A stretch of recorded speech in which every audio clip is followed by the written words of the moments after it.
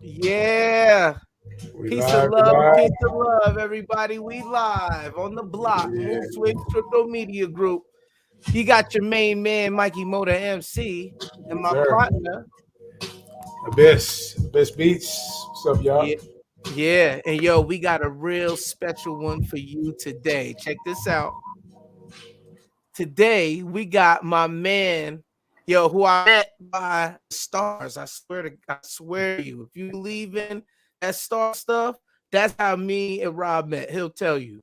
But anyway, so I met Rob in Arizona. First producer I met out here in Arizona, and dude is remarkable, man. Like he got a bunch of beat tapes that he's dropping. He's doing big things all over SoCal. He rocks with the with Spooky Gang, and I just would like to give a big warm welcome to my man Rob Rockley, y'all. What's up, folks? We're working on Get the sound deer horn effects. out. These are a few more episodes. What's up, fellas? How y'all doing, man? What's good? What's good? How you Chilling, doing? man. Good to see you, Feeling man. good, man. That's what's Good to up. see That's you. what's up. Yeah, we just here, man, at the house. You know, Mikey Mo sent me the invite yesterday, so I appreciate that, fellas. You know, for tapping me in.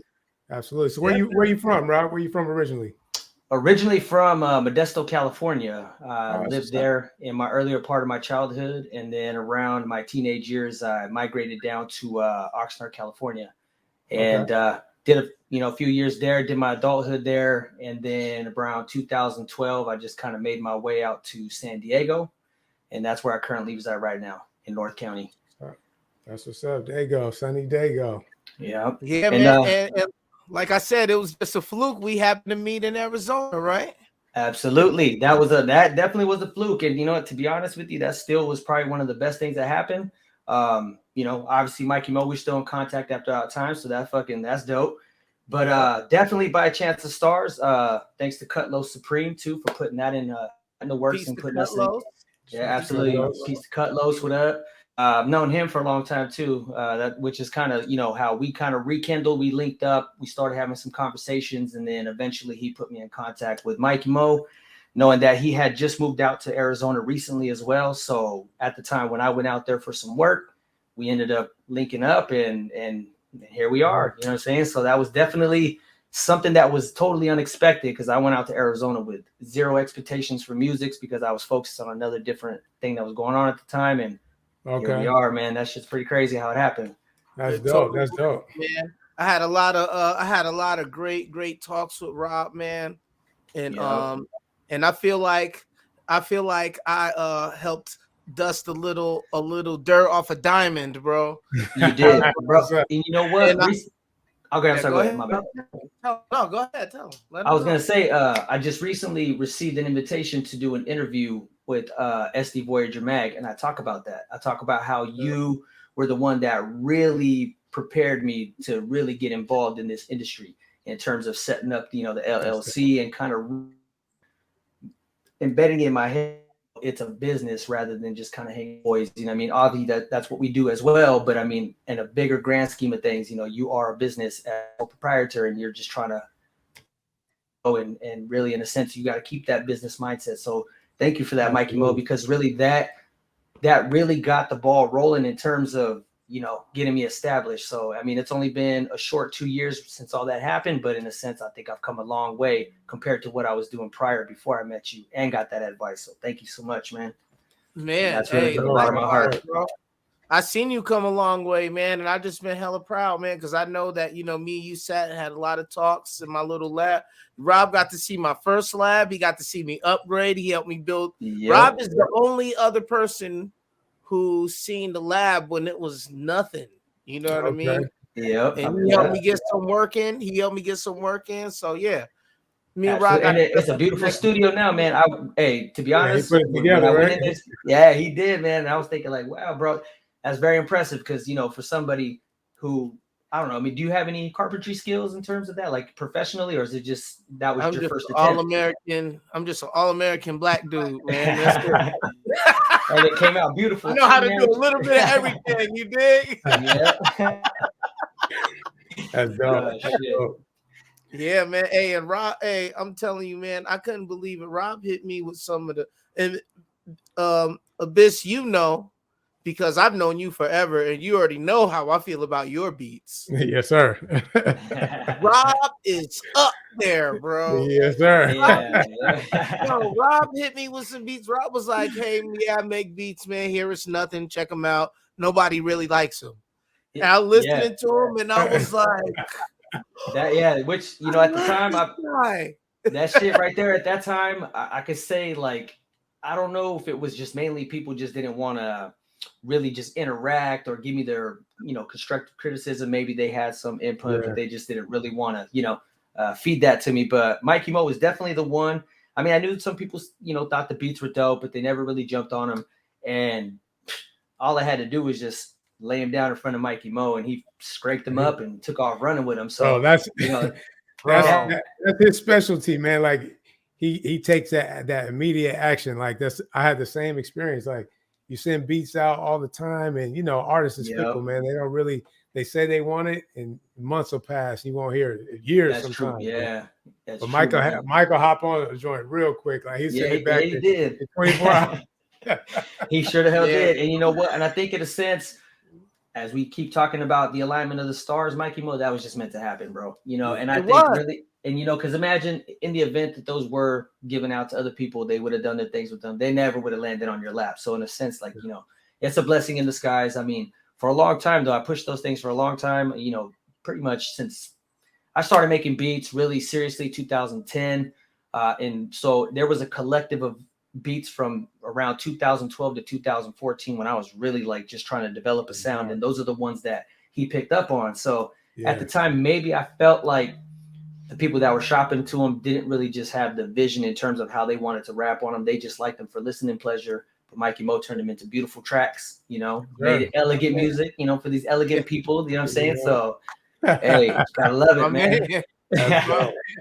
That's dope. Appreciate you, boy. Appreciation. So you said you've been doing it since like 2010. You've been like taking it serious. Taking it seriously, yeah. But you know, I got a little backstory, which I usually tell folks this too, because when I first started, let's see your backstory. Okay, for sure, man. So back in high school, you know, I got into this little clique of folks that were real, you know, underground hip hop heads. They liked, you know, to spit. Everybody wanted to do MCing, and so I felt like everyone in that group, you know, focused on being an MC. So I kind of, you know, took that reins as well, but noticed that nobody was really trying to make any beats. Yeah. So due to limited resources and really not really understanding, you know, the full technicalities of what went into making beats, I had a PlayStation. And I don't know if you guys ever heard of the Music Generator. Yes, sir. So Music Generator 1 and 2, you know, those were my beginning platforms, to be honest with you. That's super dope. And you know, I really, you know, as far as it goes with the mixing and mastering and all the, you know, the details on making your beats real clear, but it was more of like the structuring of beats, the process. The process itself. And then later on, you know, I got into FL Studio and then started picking up, you know, some major plugins, started really taking, you know, 2010 is when this started happening to where I really started to develop a craft and really try to get that clarity, because you know, anybody can make a beat in terms of a sense, put sounds together, but once you really kind of get it to sit nice in the pocket and everything sits, you know, that's my main focus right now. I'm really trying to get like a real good, clear sound. You know, I mean, some beats are, you know, every now and then they come out a little bit grainy, but yeah, man. So I started around 2010, and then from here, you know, I've just been kind of trying to cook one up every day, but you know, at least a few a week. That's what's up. Yeah, man. So, but yeah, Music Generator was the first platform. Yeah, I remember that back in the day. I know a few homies started with the Music Generator. Yeah, I remember that. I used to. I think I started with Acid Pro.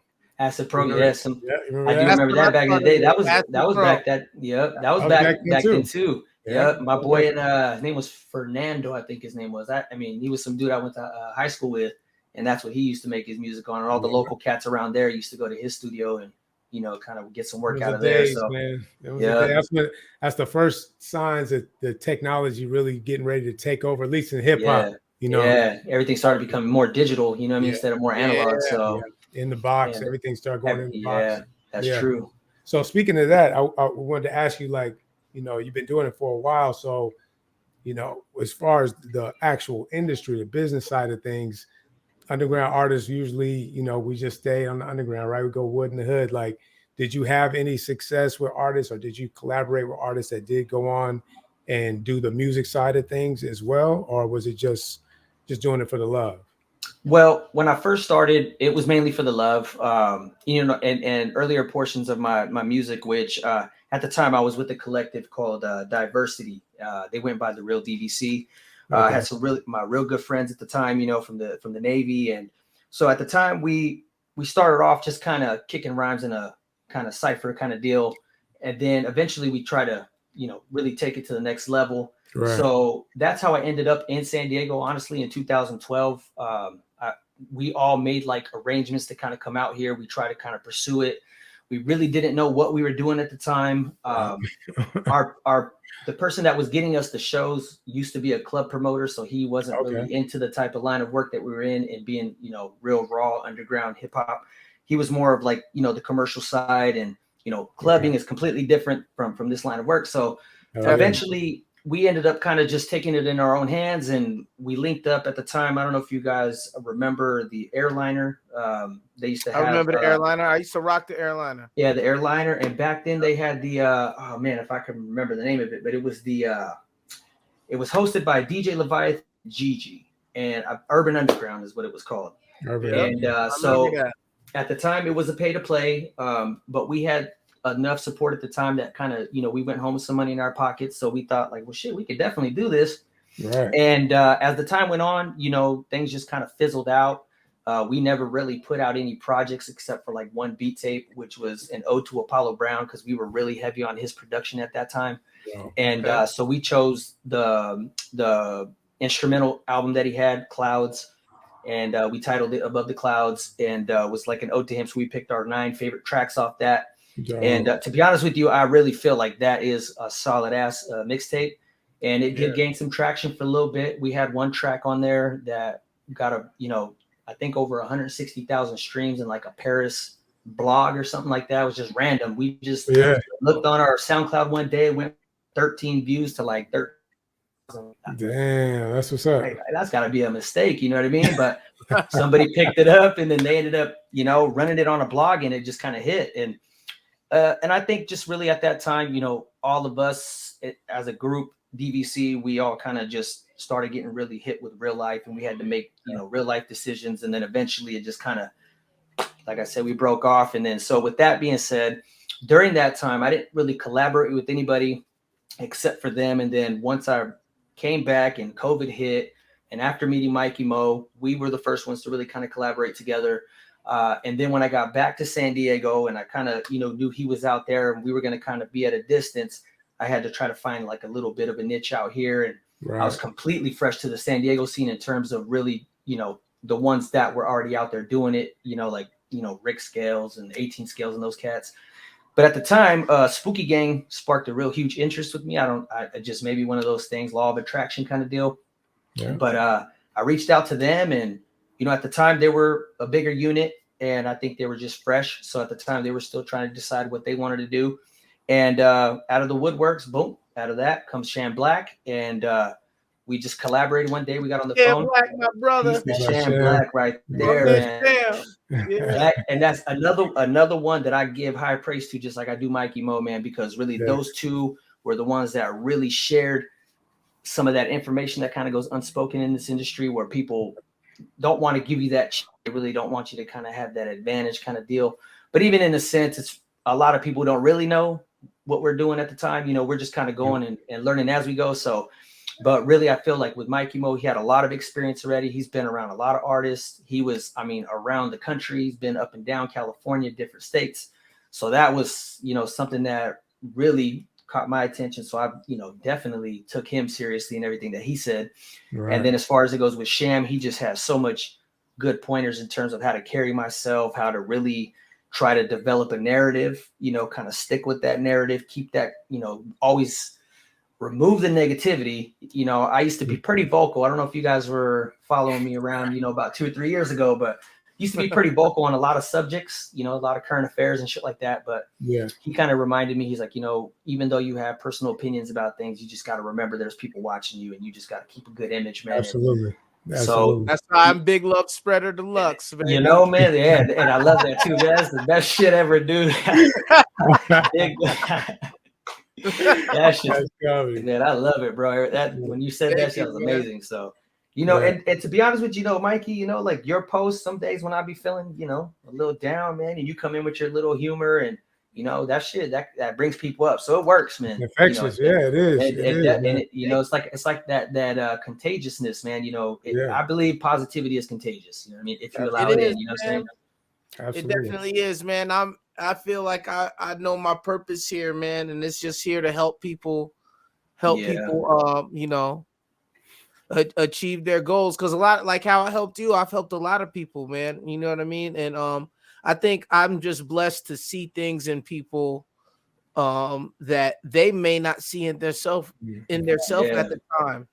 And it's up to me to be like, hey, no, you need to do this. You're dope. You know what I mean? Like, yes, sir. Same thing with Mitch, man. Very, very similar situation, man. We had, you know, we worked in 05, you know, and I took a break from music. I raised my kids and whatnot, and same thing. Mike came and was like, yo, we got to do another one. You still got it, man. Let's go. So, you know, he's just that, you know, he's like that coach, you know what I'm saying? That cheerleader that rile everybody up. So I know too many dope people, man. Like I know you, I know you. Like I can't let, you know, not a lot of people know you guys. You know what I mean? I see how talented you are, you know what I mean? And like, and this for me, thank you.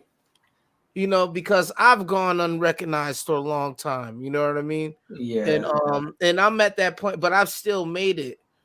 So I'm a firm believer in, you know, bringing people bring that shit out of people, because too many people, if they don't believe in themselves, if they don't got nobody telling them this, then they fall into that 9-to-5 slump. You know what I mean? They fall in that working for somebody slump, and they get less and less confident, even though they're incredible. Even though they don't, even though they're incredible, they just lose it because nobody's telling them. And for me, I'm choosing to be the guy in life that's going to tell you, hey, you're dope. You're dope. You are dope. Let's get it. So hey, and that is 1,000% true. I can vouch for that for sure. I'm pretty sure everybody around Mikey Mo can definitely vouch for that. So, yeah, man, that energy is spreader, love spreader delay. That's real talk. It is, man. Energy all the time. I take it serious, bro. I take it serious, man, because hey, man, why not? Why not be the best part of someone's day? Why not be the great part of someone's day? You don't want to be the bad part of someone's day. Yep. There's too many of that already out there. Yeah, there's too much of that. That's all we see. That's you know true, what I mean? man. I want to be memorable, man. Yeah, that's true, man. And you know what? You said something the other day. You were right about it too. When you had that little video and you were talking about there's so many people out there, they go hard, but in a sense, we get why they do it, but in a sense, you won't get a better reaction if you were just positive about a situation. Just if it's something you can't really control, you go, fuck it. You know what I mean? And just positivity in. And at the end of the day, bro, I will admit in my earlier portions of doing music, I had a little bit more optimism. I was a little bit more upbeat. I had a little bit more open personality towards, certain things and certain people. And I just kind of let everyone in. Yeah. But then in a sense, that was kind of like a gift and a curse, because that really does, bring certain people around that you don't prepare for in some cases. You know what I mean? You got to put that guard up. You know what I mean? You kind of push people back. And I felt like there was a time there where maybe I kind of just let the wrong people in, and I end up getting a little bit more defensive, and I kind of put that block up. And in a sense, that really does mess with your confidence, because then you start kind of seeing your people around you kind of just go, you know what I mean? And the next thing you know, you're kind of, your circle's small, but at the end of the day, that shouldn't discourage you, because that just means the people that are still there are real solid. Those are the ones, and I think that I didn't understand that at first, you know what I mean? Because I thought like, oh man, all these people around me, now I ain't got shit, you know what I mean? And then I look around and there are people there, but those ones, they're there. And regardless of the ones that matter, and regardless of whatever the situation's happening or whatever you're going through, or, whatever they're going through, they're always still there. And Mikey Mo, the MC, is one of those cats, you know what I mean? Sham Blak's one of those cats. they've all been understanding with me, you know, during my ups and my downs. So it's like, you know, at the same time, it's like I really do feel like I owe them to a lot because of the what they brought out of me, what I knew I already had in me in a sense, but didn't know really how to get there. So you know, and then only thing you owe me is to keep going hard, bro. That's it. Absolutely, man. And That's I all can you owe me. do that keep for going you. hard. Keep dropping them those dope ass beat tapes.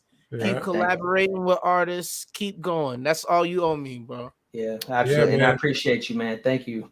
And you know, and speaking of that too, speaking of collaborating, that's kind of what this is all about too, because that same energy that we had, you know, when it was just about the passion and the love for the music, now it's kind of coming full circle. Right now we're seeing that resurgence of the passion of it, but now we got new tools and a new like environment to actually do it in. So speaking of that, like, you know, when we talk about what we about with this Moodswingz Cryptomedia and taking things into the Web3 realm, like what do you know about that, and where do you see that juncture of music and the technology from your vantage point? From my vantage point, I know Mikey Mo has mentioned it to me a couple of times. You know, he mentioned to me about the NFTs as well. So he kind of put me on game a little bit, but I will admit I didn't really do much further research on it. But I know that based on the basics, what he told me and from what other people are saying around me, I mean, it seems some people are cautious with it. I think they don't really want to give too much into it because they're just unsure. And I think I kind of fit in that category because I haven't done enough research to really kind of, you know, see if I would be able to move forward or get into that. But, you know, but with the way the industry is going and the way things have changed in just a matter of like the last 5-6 years, you know what I mean? And I mean, it's still going, you know what I mean? And I don't think the industry is going to plummet in a sense. I think it could be a good tool, especially if it's going to help artists, you know what I mean, get what they actually deserve in a sense. You know, everything that goes in their pockets, because I mean, really at the end of the day, there are people out there that can provide you those platforms, but they didn't put as much work as you did into actually making your own product, you know what I mean, crafting yourself over those years. And, you know, some people are allowed to have their hands in there, but I feel like now with that, I think you had posted that meme not too long ago about Spotify being there, but he paid pennies. And that's kind of fucked up because what does he really do? He just provides a platform. He really doesn't make any music for you. You know what I mean? I mean, and he makes more than anyone. Anyone, exactly. You know, by far. So, and it's a dirty game, you know what I mean, in a sense on that level. But if this really does, you know, the Cryptomedia and with this whole thing going on, if that really can bring it back to us, then shit, I'm all for it, man. You know what I mean? And I would definitely do a little bit more research, dig into it, and you know, kind of see how I can venture off into that. You know what I mean, as well. So yeah, no doubt. I mean, well, I got good news for you. I got it. Yeah, man. That's kind of what we all about, man. That's what this is all about. Well, hell yeah, what we do, baby. Yes, sir. Hell yeah. Yeah, I heard you mention if. I heard you say if, but it's not a matter of if, it's a matter of when. Exactly. Everything changes, you know what I mean? So just so you know, all of this stuff is going to change. The record labels are into cryptocurrency heavily. Okay. They are into NFT creation heavily. So me and Mitch, we see that you know, our community, our culture, you're a part of that. Yes, sir. A lot of us get left behind too much. You know what I mean? Yeah. And this is our opportunity to get the biggest bottle of ketchup ever, because this is bringing the ownership back to the artists, you know. Yep. Mitch, please drop some scientific game on my man. Yeah, I mean, all ears right now. right. I mean, basically, that's kind of what we wanted to do this series, man. Is Moodswingz Cryptomedia is basically all about educating, collaborating, and transitioning our people from the culture, you know what I'm saying, to the blockchain, to Web3 technology, because there's so many opportunities there now that wasn't there before for artists, you know what I'm saying? So, but to Mike's point, you know, we last to the party all the time. We don't know, we uneducated, et cetera, et cetera. So now with the internet, with all this information, with NFTs and blockchain and metaverse, all that being buzzwords, we have an opportunity to learn, you know, soak up game and jump in with both feet. You know what I mean? And fail fast, fail forward, because we can be the pioneers of this versus coming at it, you know, 3 or 4 years from now. After everybody done pillaged through it. Yeah, exactly. You know and then you're left kind of picking up the scraps kind of deal when you guys, exactly. So I and I can admire that, man, kind of getting the getting a head start on it kind of deal. Getting a head start, man. So that's what we're really trying to do, man. We're really trying to, you know, get with individuals like yourself and pique everyone's interest, so that, like you said, you do your due diligence and start doing your own homework, and then we could be a resource too. You know what I'm saying? Where you can come and we learn it too. It's not like we know everything about it, but we've been at it for a minute and doing our due diligence already. So we're just trying to pull the people with us. You know what I'm saying? As far as reputability wise as well, we happen to be the hip hop ambassadors for up and coming blockchain streaming platform called Noom that's built on the Cardano platform. Okay. So like we are heavily this is like involved. Specifically what we do. Right. And we also are heavily involved with a platform called Emanate, which is built on a different blockchain. So like myself and Mitch, we're trying to be heavy pioneers in this game, and people that we know, like you, we want to, exactly what Mitch said. We want to make sure that we do whatever we can to pique your interest and let you know that we're here to help bless you with game, to help point you in the right direction. You know what I mean? Everything is going this direction, whether anyone wants to agree with it or not. All you have to do is look at the numbers, and the numbers don't lie. The crypto industry is growing. Audius is the most popular blockchain streaming platform right now. Nas, Katy Perry, and a bunch of other people are heavily invested in that. So you already know the rest of the industry is in it. Yeah, exactly. We're not far behind it. You know what's really going to do, like, you probably heard about Tory Lanez doing the NFT thing. And there's a few other artists that's doing NFT drops as well. But what's going to happen is it's going to be A-list artists, A-list hip hop artist that does a NFT drop that's got a low barrier of entry, right? That's easy for people to do. And once that happens, that's going to open the floodgates. Because, like, for example, if Drake does an NFT drop, like, you know what I'm saying, that's going to change the industry forever. It's true. You know, and shit like that is, you know, we don't want to necessarily rely, and we definitely don't want the major labels to get a hold of it and influence the masses. You know what I'm saying? We want, like they did with streaming, just like they did with streaming. The major labels got a hold of streaming before the people could get hold of streaming. For the common people. That's why we get paid. That's why you got to listen to your streams 200 something times just to earn $1. That's why people like artists like us gotta put our stuff on Bandcamp and ask people to buy it so that we can make some sort of revenue from it. Because the labels they beat us. But right now it's a level playing field. Blockchain the pandemic came, plus combined with crypto, created a level playing field for all of us, even though it was very difficult at first because nobody could perform.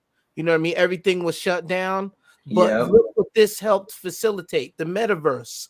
Now, in the future, as artists, we're going to be able to be doing shows on the computer. Myself and Mitch, we've done it already. And we got paid. We did a paid metaverse gig on Emanate. You know what I mean? That's and people don't even know about that stuff. You know what I mean? You know what I mean? Looking at ourselves like, yo, we are little avatars on a computer. Wow. And we got paid for it. You know what I mean? It wasn't no stacks. It wasn't no bunch of stacks, but we got paid in crypto for a show in the metaverse. Right. Without leaving our bedrooms, you know what I mean? That's dope, man. Everything is going. Yeah, it is. You know, you think about it, man. Movies, hint towards that. You know what I mean? Ready Player One is a good one, is a good example where everybody's just living through an avatar, and you know, they just kind of, you know, everything's virtual in a sense. But virtual. And right now, I mean, we got these Oculus virtual things, one of those, and you know what I mean? I've been on it, and it's dope. And I mean, I can see how it's very intriguing for people, but you know, everything is definitely going digital. You know what I mean? Eventually it's just, I mean, I don't know where the future's headed in terms of you know, the external world, but as far as it goes, definitely the internet and the, you know, the virtual world is definitely taking off. Yeah, you know man. what I mean? It's going to be part of our daily lives at some point in time. I mean, that's why that's why Facebook changed their name to Meta. Yep. That's crazy, man. That's where everything is going, the metaverse. Yep. Yeah, man. So we just trying to, you know, make sure that, you know, we stay ahead of the curve and our people stay ahead of the curve. So, you know, we want to make sure that if you are interested and your people's interested, that, you know that you got a resource, and it's not all about just, let me see if I can Google it and figure it out. Like, no, we're trying to build a community internally so that we can all share knowledge and build together and collaborate together. So definitely, man. That. Yeah, absolutely. So I'm definitely gonna tap in with Mikey Mo. I know he put me on and told me to do some research for NFTs, and I definitely, I'm gonna be tapping in with you guys for sure about that. So you guys got me interested, man. I ain't gonna lie. That's what's up. You know, man. So just that little bit of just information, you know, that stuff that if you don't know, you don't know where to start. You know what I mean? And you guys already kind of gave me a good starting point. So yeah, man, I'm definitely interested. No doubt. Yeah, man, we're definitely here for you, man. But also, you know, before I let you run. Before we let you run, man, I want you to talk about what you have coming up, what you want us to look out for. Yeah, let them know where they can find you at and your socials. You know, I want you to talk about how you feel about our album, Music for the Society of Ambiance Makers and Elegant People. Yes, you feel me? Yes, I do. Yeah, you know, I don't, you know what I mean? We don't want to rush you off. I want you to talk about what you got going before we let you roll up out. And hopefully in the future, once you drop something else or any other questions or whatever it may be, you come on back and talk to us again, my brother. All right, absolutely. But let us know what you got going, man. What's up? Well, as you guys know, recently I dropped the Leftovers project. I came up with that. Well, actually, I did not come up with that idea. It landed in my lap. Me and Sham were having a conversation one day, and he had asked me something, and I pretty much said, "Oh man, I got a folder full of beats that I just don't even really listen to anymore. You know, they're just kind of off in the archives." And he was like, you know what, man? He goes, "I bet you if you were to drop those beats, people would love them." And I go, "Well, I don't know, man. Some of them I already, you know, tried shopping to other people. I mean, I knew that they were good tracks. So I ended up putting them on there, but there were a select few on there that I just kind of felt like just didn't really make the cut for me personally." Yeah. So, but he threw that idea out there. So I thought about it and I go, okay, you know what? I'm kind of on this whole food concept. You know, you got Rob ROCKLY, which I didn't really intend for it to go that way. You know what I mean? It's just the name kind of came, everything just kind of happened by chance. I just kind of ran with it. And so when I dropped the first one, it was more of like, I've done stuff prior, but I never really actually put out an official project. So that was the reason for the name Seeds. And I figured, you know, with the whole plant-based thing, not a vegan or anything like that, but just because based on the whole thing with it being Rob ROCKLY, it's okay. I'm going to plant my seeds, you know? And then shortly after that, Single Serve came out. And originally that one, I titled that one because I was going to put it as a one verse, kind of like a minute per track kind of deal. So if anybody wanted to freestyle on it, they could bust a quick 16 on it, you know, get a single serving out of it. But eventually I kind of ended up putting some random other beats on there, and it kind of changed the whole concept of the project. And I was like, well, you know, I feel it works. So I left it. Didn't really do too much changing in it, and just kind of left it. You know, I had a couple of them that were single verses and then some that were double. And then eventually, you know, the whole recently the Leftovers project that kind of came about with Sham Blak. And then we did the Rotten Veggies one not too long ago back. I think we dropped that one in July, I think it was. But we got together collectively, Spooky Gang. And for a minute there, I kind of just shopped a couple of beats. They ended up getting on them when we put it together. We didn't really have a direction with it at first. It kind of just was like titled Rotten Veggies. And then we kind of, you know, once the artwork kind of came into play, then it kind of really created that. And the beats, I felt like the vibe of it kind of had a really grimy, kind of gritty feel to it. So it kind of matched, you know, the title. Oh. And then, but the one project I haven't talked about yet is the one that me and Sham Blak did, which is the Shamrock project. I like talking about the development of this project, basically because when we, you know, me and Sham had our first conversation. When we had our first conversation, we ended up, you know, getting to know one another. Realized we kind of were like on the same path in terms of like musical interest and things like that. And so, you know, I had shopped a couple beats to him, and then one day, you know, he just kind of brought up the whole thing about, you know, when you put out projects with samples, it's a little bit difficult. You know, Mikey Mo, we talked about this as well. So it's a little bit difficult to kind of make money on it. You got, you know, really got samples that really aren't yours. So you know, you got to kind of get those cleared and all that stuff like that. So I started to make beats from scratch in a sense. And originally that whole project was going to be that. But then we ended up just developing, I think, about 6 or 7 tracks at the time. And so when we came up with the name, obviously Sham Blak and Rob ROCKLY, we combined it together. We created Shamrock. And so we started thinking about it, like, how can we keep it, you know, with the symbolism of the actual shamrock, but not give people the impression that we're like Irish, you know, or because that's really the first thing when I started people about it, man. You know, if we would have had a green shamrock or an orange one, for sure, people would have definitely associated with that. So we kind of thought about it, and we did a little bit of research. Sham hit me up one day and goes, "Hey, did you know that St. Patrick's original color was blue?" So we did a little bit of research. We found it, and you guys know I didn't know it either. You know, to be honest, I didn't know that too. Yeah. So his original color was blue, and I'm 1% Irish, so you put me up on my court. There's a Mikey O'Malley over here. Right. I can tell. Man, but so that's kind of how we came up with the design of it being a blue shamrock. And then shortly after that, we did a little bit more research, and then we kind of thought about, well, since, you know, the shamrock is kind of represented by St. Patrick, a lot of hip hop artists were doing a lot of like Muslim kind of type, you know, they were going more towards a Muslim style, and there wasn't really much really speaking like on a Christian aspect, but we weren't really trying to come with Christian rap, of course, but we wanted to create something a little different, something that seemed a little bit more original. And so we looked at it. We said, okay, well, since, you know, the Shamrock represents the Holy Trinity, we'll just name the 3 tracks. We'll keep it to a 3-track banger. I think originally we had 4 at the time, or 5. Then we cut it down to 4, and then we said, okay, you know, we'll keep it at the 3-track. Keep it at the 3-track. Do the Father, Son, the Holy Spirit. And we picked the best 3 tracks, you know, and we just kind of felt like they went well together. They meshed well. And even though it was a little 3-track banger, I felt like the concept of it alone really kind of sold it, and really, you know, gave people a reason to want to give it a listen and be like, okay, you know, I know it's only, you know, 3 tracks. It's such a short project, but it's like a sample platter. You know what I mean? We just wanted to get people an idea of what we were cooking up. In a sense, it was kind of like a test run for us too, to kind of how we would come together collectively. And then during that project, working with him on that one, you know, he introduced me to a lot of folks. Monger, I got to meet O'Keefe. I got to go into the Sound Lounge, you know, meet Royal. You know, I met DJ Rec, which is, you know, in a sense, kind of like a big deal, you know what I mean? And he got me in to do another photo shoot later on.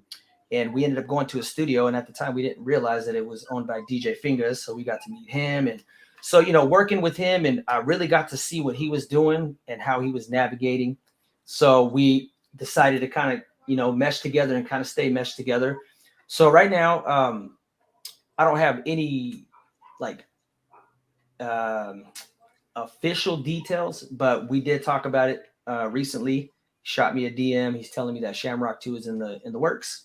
So we're still gonna, you know, we're still trying to develop that, get that in order. He's got a good little idea of what he's going to do with it. So I shopped him a few beats for that, and whatever he does with them, I know that he's going to kill them regardless. And I think Sham is raw, man, you know, and I'll say the beats that I think I sent him during that time were probably ones that really took me out of my comfort zone. I really like developed. I think I really got my drums to sound real good with those beats. And now I have a real good understanding how to really bring them forth. You know what I mean? And that project really, and working on that project really kind of, you know, elevated me to another level, man, that I didn't really think that I thought it was at first, but then realized when I hit that, I was like, oh shit, you know, my shit really slaps. I'm here. Yeah, I'm here. Yeah, it was crazy. Like, it was to a point where I always thought my beats sounded pretty decent. I knew they were a bit grainy because I kind of like to have that little vintage, you know, vinyl sound. But then I know the industry doesn't really go that route. So I was thinking, well, you know, there is to reduce some of that, you know, that unnecessary noise really helps you bring your beats forward. You know what I'm saying? Because you get rid of all that unnecessary frequencies. And then that I realized at that time that my drums really came forward. But besides all that, man, he really brought me out of my element. And we got something real special with that. I feel like I've heard a couple of the tracks already that he did. He has a couple that are unfinished that I heard as well.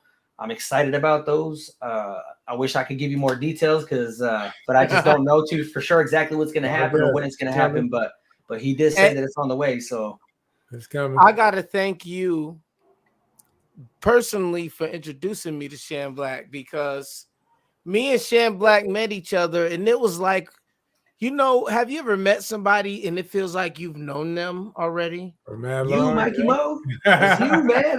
That when I first walked in your house, bro, I thought I was like a long lost cousin that I ain't seen in 15 years. You know what I mean? I was like, oh shit. Yeah, bro. It's crazy how that works. But like Sham, bro, it was different. Like, no, I already know the love is there. You already know that. But when I met Sham, it felt like I've known him like maybe from a past life or something. Like maybe we were related or something. Yeah. Because we immediately hit it off. And it's just been like, man, just so much love every time I see him, just through the phone and everything. And it's like you just put us on one time. Like, hey, Mike, that's my man Sham. This my man Sham. Boom, boom, boom. Y'all chop it up. And it's been like, that's my dude, man. Like he's came out here. We've done work out here. We you seen the video we did. I I gotta drop it. Yeah. I gotta drop that video. Speaking of that, I just want to thank you so much, because meeting Sham, like he inspires me a lot and he motivated me a lot. So like it's crazy how the stars work, man. And I think God put him in your life out there since you moved away from me. Because me and him are very similar. So, no, that's true. We're rare.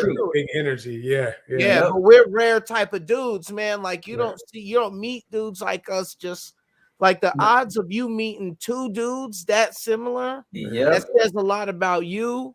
But also that's the stars, man. The energy, the way things work, man. So I hope that don't sound too weird. I do smoke very good, but I mean that from my heart. It's like a triangulation how it happened, because it's like it's weird, bro. Like I met Cutlos, Cutlos back in like 2001 or something like that, 98. And I met him randomly. I met Cutlos randomly. You know how I met Cutlos? I think right before we met. You off. No worries. I'm sorry, but I just met Cutlos in Vegas because me and him had to split a room because we were in Vegas for that clothing expo. I forget the name of it. But we went out there and me and him, my man Quab was like, yo, my man's out here. You and him could split a room. So it's cheaper for y'all. I met him. Me and him chopped it up one time. That was it. Yep. That's all it takes for somebody. Exactly. That's all it takes.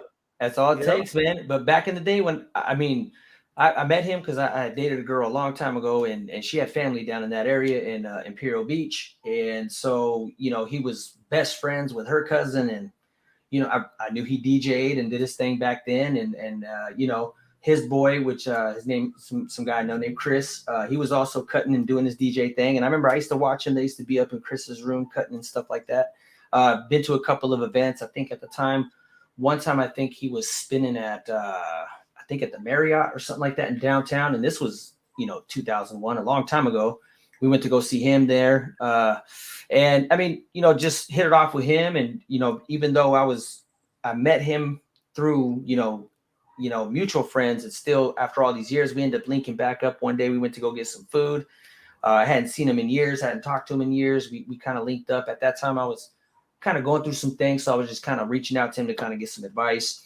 And we had a good conversation, same like I have with you, same I have with Sham, you know what I mean? And just kind of just dropped these little dimes on me, and they resonated, you know what I mean? And I was thinking, oh shit, okay, just even for somebody to drop a key word, or that's why I feel like, in a sense, when most people, they end up getting down, they kind of close off. But I feel like that's the time when you really need to be reaching out to people, because people will remind you, they'll drop these things on you, and it brings you back, you know what I mean? Because if you close off your own head, and you're already in that state of mind in your own head, you're your own worst enemy. You are your own worst enemy. Absolutely. Yep. And so, we ended up he ended up putting me, kind of on some game a little bit about what was going on, what he had planned to do and stuff like that. And obviously he's working heavy with, at the time, I don't know if he is still, or I haven't really talked to him in a while, but I think he was Barwin's manager at one point in time. I don't know if he still is, but so, he was kind of letting me in on what they got going on. And so it was really inspiring to see somebody that I knew, from pretty much my teenage years and my early adulthood, start, scratching and doing all these things in a bedroom, and then eventually look at him now. You know what I mean? He's taken it so far over the years that it was just like, I had to ask him. I had to sit down with him. I had to pick his brain a little bit to kind of, get me a little bit of a start, which in turn ended up, linking me with you. And of all things, man, Arizona, I felt like was a fluke for me to end up out there because of the line of work I went out there to go do. But in a sense, it was meant to happen. In a sense, you know what I mean? Because right after I went out there, he had just met Cutlos, and so Cutlos put me in contact with him. He was like, "Hey, I got my boy Mikey Mo. He just moved out to Phoenix not too long ago. He does music. He's looking to collaborate and network out there." And we try to get that going, but obviously Arizona and life had other plans, so I ended up having to come back to California. But with that still being said, it didn't kill anything. We still kept in contact. He still went ahead and finished that project and murdered that shit. So power of the internet, baby. And power of the internet. But Mikey Mo, speaking of that project, yes, sir. I can't think of the name of it right now, but you used the Weeping Widow beat. And I don't remember. I gotta look it up right now. I have to look it up. But okay. To be honest, you have a lot of good ones on that project, but that one is my favorite. The reason why, man, when I made that beat, I don't know what state of mind I was in. It was because it really seems like a very depressing beat. You know what I mean? Like with the melody itself, it felt like it had a lot of emotion in it. And so I really was kind of curious to see what you were going to do with that one. And so I kind of expected to go a certain way, and it was like completely left field. Your flow on it. You completely took the vibe that I felt like was like more like melancholy. You kind of made it more uplifting. And I don't know, bro. You turned it into a beautiful track. You made.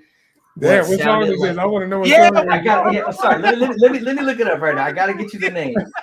You made it into a beautiful song, bro. Like really, really did. And thank you, man. Thank you. Let me see. I got it right here. The name of the track, fellas, is All Said and Done. Yeah, that one. I like that. I poured my heart into that joint too. Man, you know what? And I think in a sense. We got to hear it. Go ahead. Yeah, let's take a little listen to it. Let's run it. Let's go. Yo, at the end of the day, I gave him my all. Yes, you can already hear the emotion in it, Yeah. Right. My example.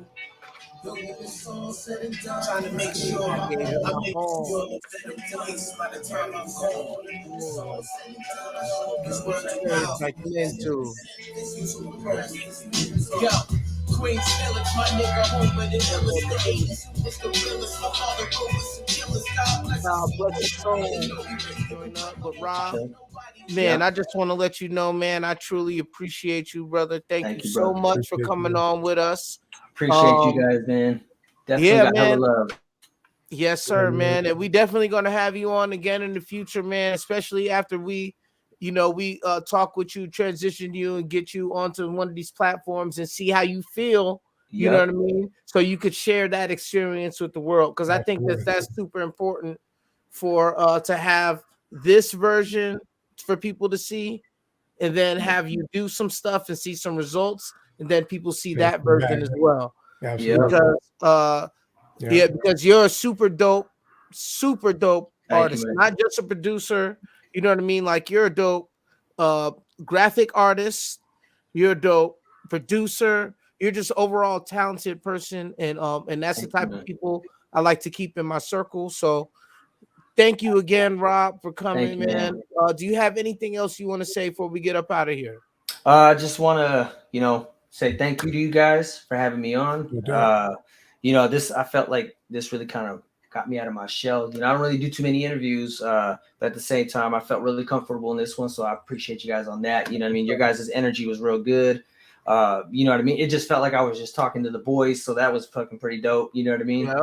And I felt like you guys are sitting in the room with me, which kind of, which is a trip too. But at the same time, man, I want to give some love to a couple people, you know what I'm saying, especially you guys, but I want to shout out to Sham Blak, excuse me. Shout out to the Spooky Gang. I want to shout out to 7 Octobers, Smalls Uno. I love her. Yeah, me too, bro. You know what I mean? Like, the thing is, we had that track that we did. She did The Bride on Leftovers, and I produced Gladiator for her. She did her justice on those, bro. And that's one motivated person, and she keeps it going, bro. She keeps going forward. So at the end of the day, I love her, man. I root for her every day, man, and I know she's gonna do just fine, bro. We're gonna interview her. We're gonna interview her, and I'm gonna do some work with her.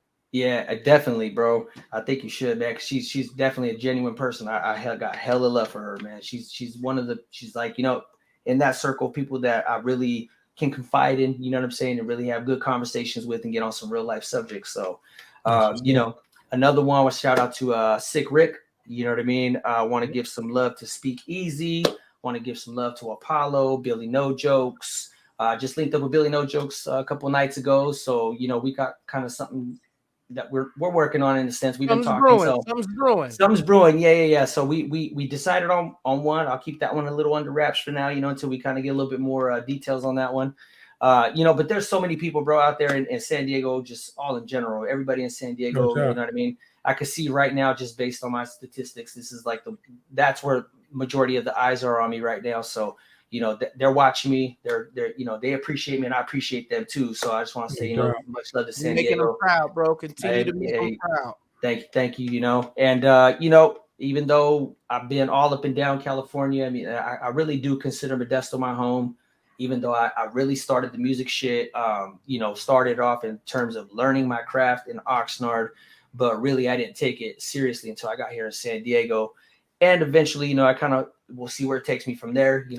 I label myself as a drifter because I've been around places throughout my whole childhood. I've moved around all up and down California, even in the cities that I lived in. I went from school to school. I mean, it's just, I'm kind of used to that whole lifestyle, which stay in one place long enough and then go somewhere else. But definitely feel like San Diego is a home. So, but at the same time, man, I appreciate you guys, and absolutely, really, just having me on, sitting down, chopping it up with me, with some game. And I'm definitely going to stay tapped in with you guys about that crypto stuff too. So I definitely need to get a little bit more educated on that so I can, get on that next platform, dude. We got you, man. Covered, bro.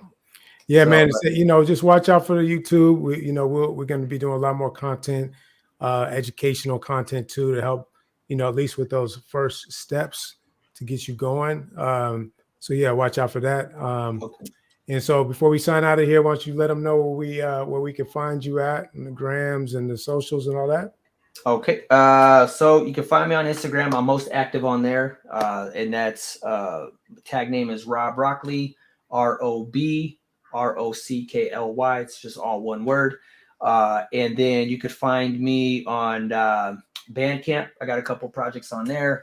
And you could also find me on all streaming platforms. I know that, eventually we'll see if I kind of go the other route with you guys. All right, fellas. It out, man. Hey, check this out. Really appreciate anyone who watched. Really appreciate my man Rob. Appreciate my man Abyss. We're gonna sign off out this thing. I hope y'all enjoyed. I hope y'all got a little bit of gems from what we dropped, because I truly did, and I enjoyed it. Me too. And yeah, be good. Big love spreader deluxe signing off with my crew. You dig? Hey. All right, bro. Peace.